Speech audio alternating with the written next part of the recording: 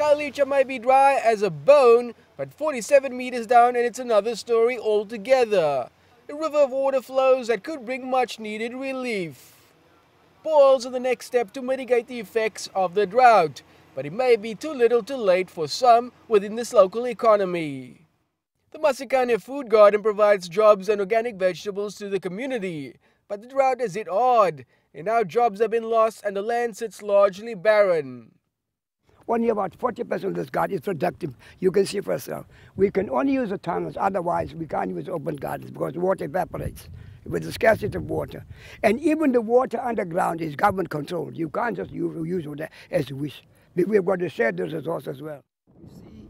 Only 3 workers remain, and the garden farms only a few resilient greens like spinach and green peppers, but they're not making ends meet. Their well point has also largely ran dry and are pinning their hopes for survival on the community's borehole, which could bring relief from the testing conditions. We are planting on a sand, you know how sandy it is. So even the sun, it's too hot, and then at the same time we have got wind.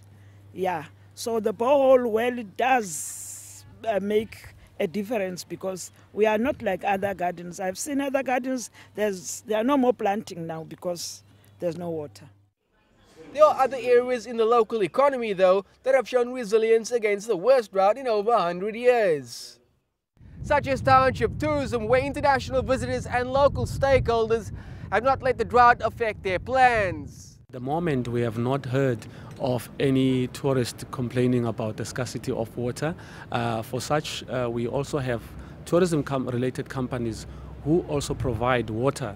So if people are without water, so we make contact with those companies that have water to supply. For now, Day Zero has been pushed back even further to the 9th of July and bodes well for the water-saving initiatives within the suburbs and the CBD. Here, though, the pace of recovery is likely to be slower and longer. Travers, CGTN, Cape Town.